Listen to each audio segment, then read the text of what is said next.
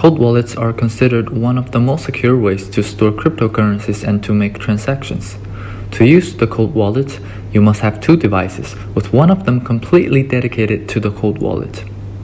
Remember from the previous video that a device with cold wallet installed should avoid internet or any type of wireless connection including Bluetooth at all times.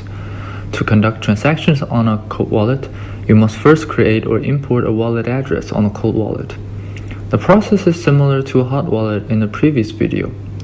Create an HD or a regular address. Create a password that only you will remember, and make sure to back up your seed or private key.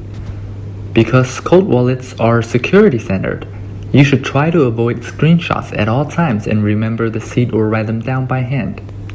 You can check the security of your private keys using our convenient tool on the first page. You will not be able to view transactions on the cold wallet because it's offline. Create a wallet address here. Click on the QR button. Access the monitoring QR code.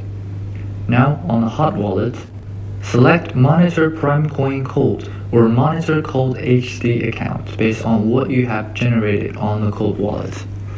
Confirm your monitored address, and this process will import the public key to your hot wallet. However, the private key is only stored in your cold wallet. Here, I just sent some Prime coins into the cold wallet. When sending a transaction using the cold wallet, first, you simply send a transaction using the hot wallet. The hot wallet will generate a QR code that contains all the information of this transaction. Do not close this window.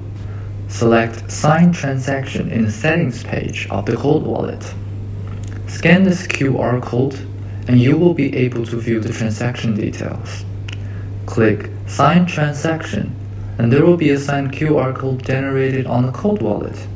Now inverse the action and scan the cold wallet with the hot wallet. The hot wallet will automatically send this transaction, and the process is now complete.